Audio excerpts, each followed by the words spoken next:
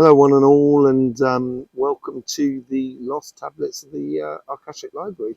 I've been exploring it, and I've learnt a lot about how the tablet works, basically. It's like anything, when you get anything new, you've got to learn how it functions. Yeah, it's about this tablet. I picked it up a couple of weeks ago in a meditation. It came through on the Messages from Earth, and I think it looks very intricate. It looks like, at first glance, it looks a bit like a Sumerian tablet with lots of symbols on it, with different lines as well. And that's just at first glance. It almost as if like there's categories of information. That's what it seems like. It seems to be like, and so there is a I started investigating it over the past couple of weeks, and it can become very complex very quickly. And it's very much like the Akashic Library. You've got to be really sure about what you're looking for before you head off, because otherwise it becomes a labyrinth of information that it's sometimes difficult to put all the pieces together. So I wanted to do a a first exploration into this tablet, just seeing what happens, seeing what comes about. And I thought I'd better explain, as I go through the process, as it were. So first things first, just need to find that neutral point. So whenever you're investigating anything in life, we should really you need to start from a neutral point of view, so you don't have a defined outcome already within your mind. I know it's quite difficult to do, but you've got to make yourself very neutral, and I find the best way to do that is through meditation and putting your energy in line with the general energy, the energy that's floating everywhere, that we're all immersed in. A little bit like how fish is immersed in all the water in a way, or we are immersed in air. So the first thing to do with that is just to put the energy back into a neutral position.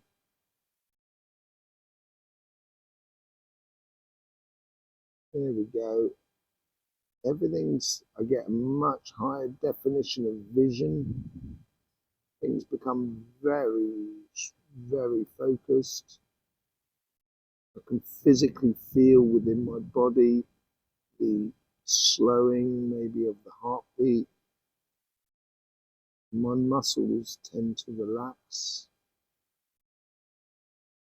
You can't feel the cold or the heat anymore. It's very defined. There we go.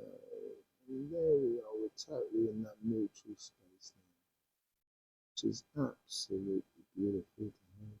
Stay there all day long. So let's just bring up this tablet. Okay, so at first glance of the tablet, and it's a bit like a library card, I guess, that it gives you access to any information in regards to the Akashic libraries. And the Akashic libraries mainly are concerned with human experience more than anything else. This here seems to tie in everything. So at the top of the tablet, there seems to be 1, 2, 3, 4. Okay, so there's 4 vertical bars with 1 horizontal bar. Okay, and when it comes to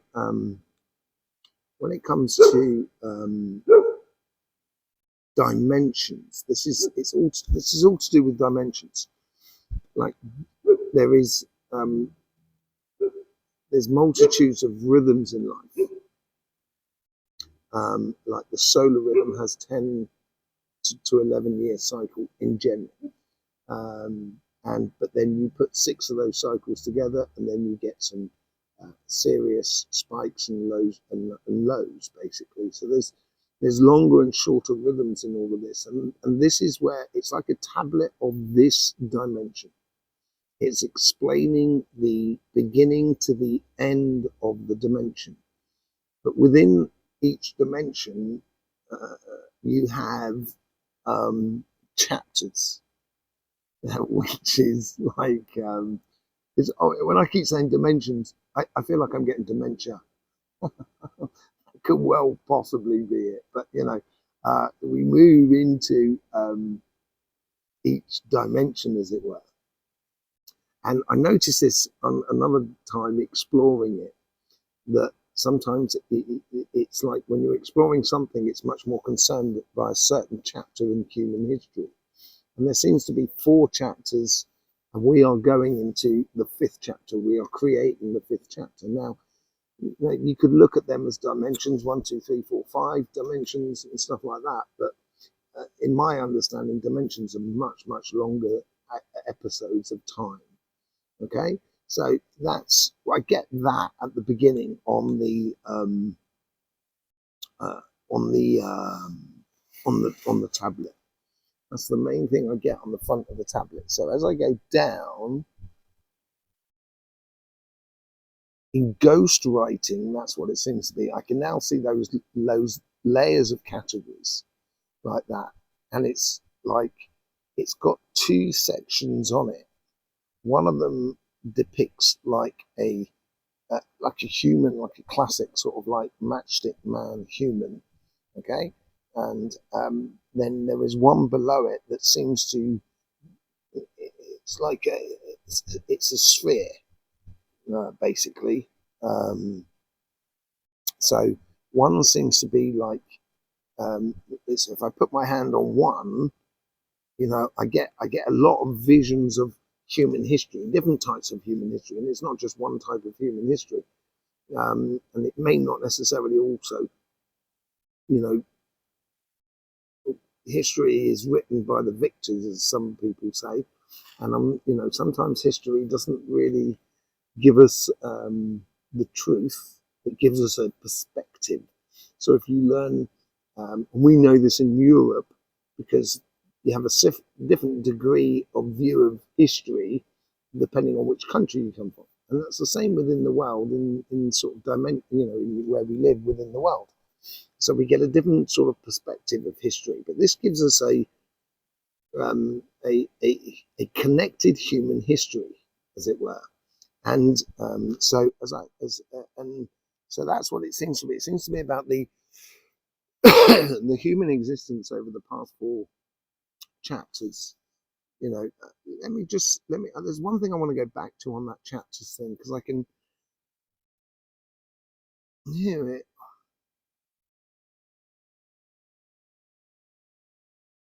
I get like I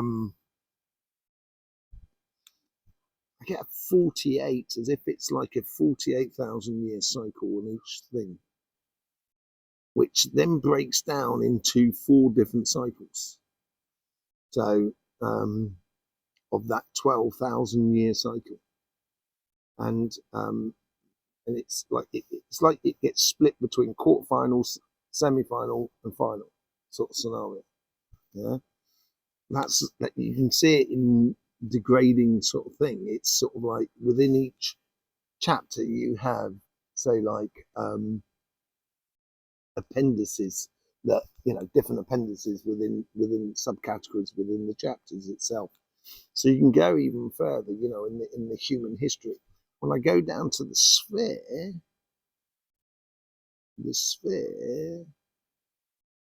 that duck or that crow seems to be helping out a bit. It's like life. It's like like the world or nature. And as much as trees have their things to say, and humans have their things to say, and animals have their things to say, there is also the earth has its things to say, and so forth. And so you get these, then you get the sub chapters after that.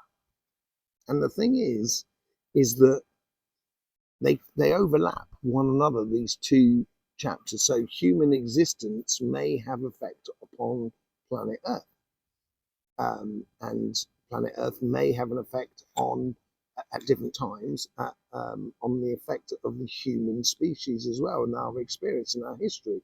So it's interlinked, and it's almost as if like you cannot understand one side without understanding the other at the same time. So it's almost as if like when I look down upon it, you get this sort of like almost like I, I want to say pyramid, but it's more sort of like hoops that go down of understanding. And as you go down, there's a lot more hoops within each layer. So the first layer is just one circle. The second layer is made up of two circles. The third layer is made up of four circles, 8, 60, 8, 16, 32, 64, 128, 256, 512, 1024. Exactly, it's that sort of computer sort of system that goes on there. And you can get more and more complex. And within those smaller circles, there's even more circles. So I can circumnavigate by going from the top layer right down to the bottom layer straight away. But the problem, there is a problem with that, is that when you do that, you'll get lots of information, but you may not necessarily understand what you're looking at. And that's where, I like to go through things a little bit methodically, as it were. The more we can get the basic understanding of how the history or the truths, as I like to know it as, we can then go on to a lot quicker onto finer detail because we understand the first bit. You know what I mean? So each time we come back, the journey goes a little bit further and a little bit more intricate, as it were.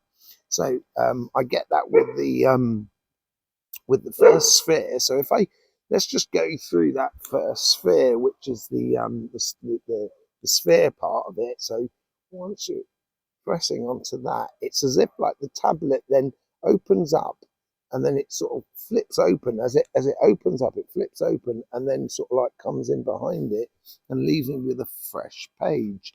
And we have like in that fresh page, we have sort of like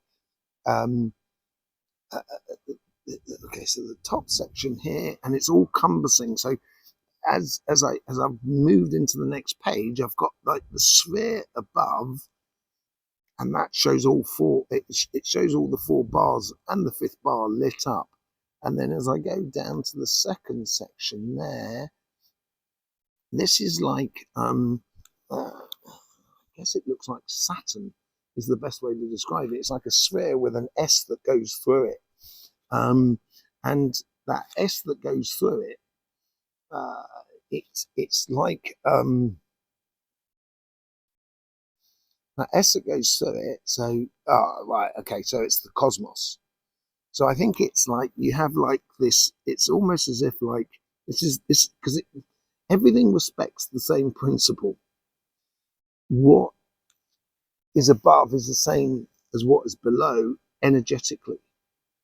So if you were to, if I was to look at the solar system is a, it's like almost like a comet going round the center of the galaxy, which is like a comet going through the universe with other things going around it. Everything sort of repeats itself in a way, but in different scales and in different sort of like different sort of situations, as it were, and different particles at different times that are completely different to like the universe. It's much more sort of broken up, as it were. But here is so we come as we go through that, and we're on the Earth. As I go into the Earth, we get a similar sort of thing. The page turns, we go to the next level, and here we have like a solar system and the Earth. Now the solar system is, you can see it's got ties to the galactic system, the universal system. And so this is where you can, you can see the crossover points between each one. So as we go down, and so we got the like a solar system at the top, and it's almost as if it's almost showing me numbers and formulas, as if to say it's not just a solar system, it's how physics works. And and that's where we could probably find a lot of the understanding for quantum mechanics, for example. So that's a future investigation that I'd like to do. But if we go down to the other sphere is just the Earth, and it's almost like showing me like a film of a speeded up film of beginning of the Earth cycle to the end of the Earth cycle, and so forth. So it's actually just it gives me the history of the Earth up to now. And even when there is no life left on this planet as we see it, like life is in sort of trees, people, rivers, and what have you, and seas, once that's all gone, because it will go at some point, um, it's still, the planet itself is actually, then it's still got a journey to do, which is then tied into the solar system. So if I put my thing on the solar system, let me pull up the solar system. If we push the solar system here, it's already showing me it's already got multiples of possibilities of how a solar system can be created. It appears to be only 3 in there, like 3 ways in which a solar system can be created. One, as I go onto it. So if I go onto the first one here, this is a solar system that you've got the sphere in the middle, and then you've got the planets that come outwards. It actually comes away, that you can see them, like doing this loop, coming away from the sun and going back to the sun, as it were. So that's sort of one way of it. And another way is it gives me the solar system, and another a part of the solar system. It's like a dividing cell. That's the best way to describe it. It's like sort of, 2 sort of cells that sort of like go from within that solar system that goes round. There is a part of the solar system, and it creates a solar system, and that breaks away from that solar system, as it were. So you've got a multitude of and then the third way is like the solar system is really tiny. It's almost as if it's an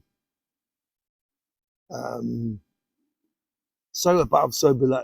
Okay, so the galaxy can create solar systems at the same time. It's as if like there's so let's go into that. So as much as like a solar system can create like a cell division and creates a new solar system, you also have where the galaxy does exactly the same process, but in each time it's the creation of a solar system, as it were. So here it's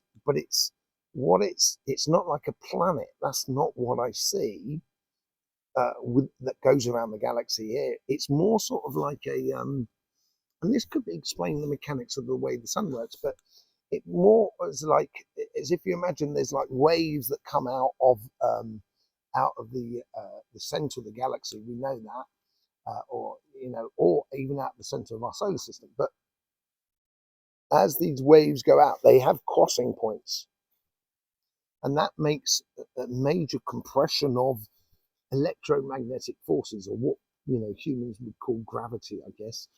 And that's when it compresses a lot of the place or the space in that galaxy that creates a sun. It creates it's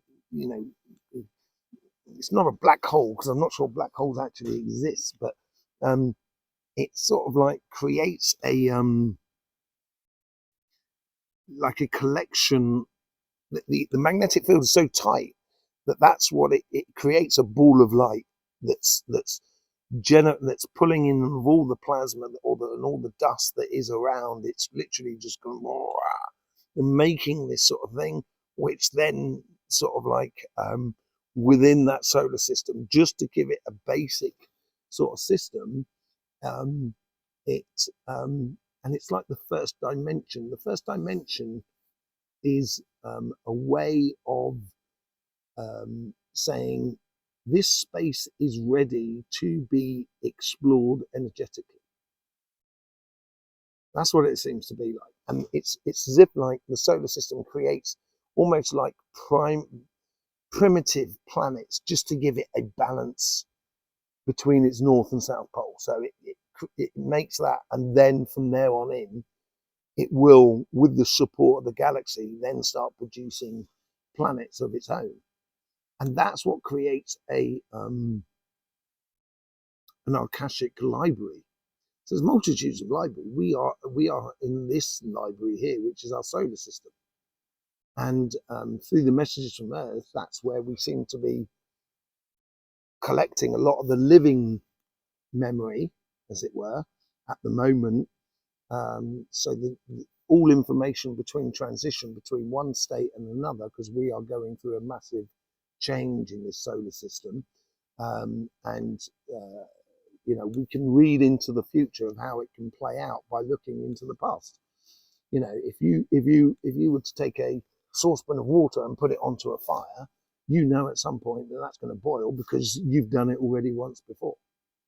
And doing it again, repeating it and getting the same results is logic, and that's how we can sort of have a guess at what's happening in the future, but it's not always exactly as we see, because although that looks like although it looks like I'm actually drawing a circle, I'm not. I'm moving gradually forward towards you. So let me just show that on another sort of angle. As I'm doing the circle, from the front it looks like a circle, but actually it's a spiral going forward. So life is a little bit like that. So when you feel like you're repeating something, you're not actually repeating the same thing, but you're going in that spherical sort of like that heliospheric sense, where you go across the same point but not in the same area. It's either more north or south of that point, depending on how your spiral's going, I guess. So you get that sort of similar sort of thing going on there. So as we go through, there's so much to investigate. There's so much. It's going to be, I could never do it in one video.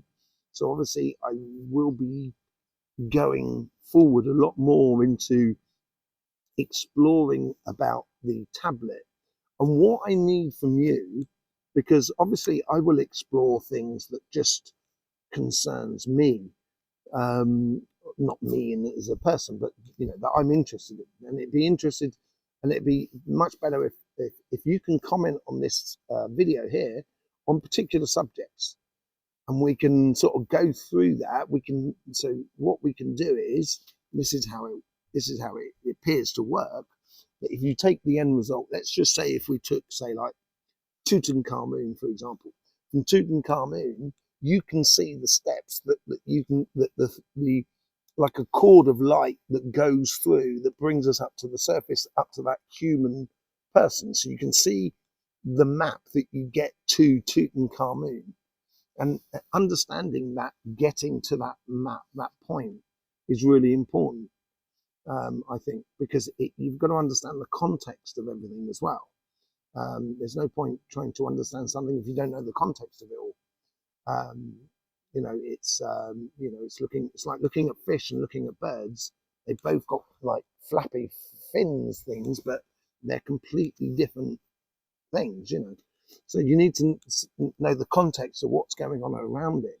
So what I need from you would be any topics or situations, and it could be, I noticed someone said about Gobekli Tepe. And yeah, I'm looking into that enormously, and I think I've got my head around it now.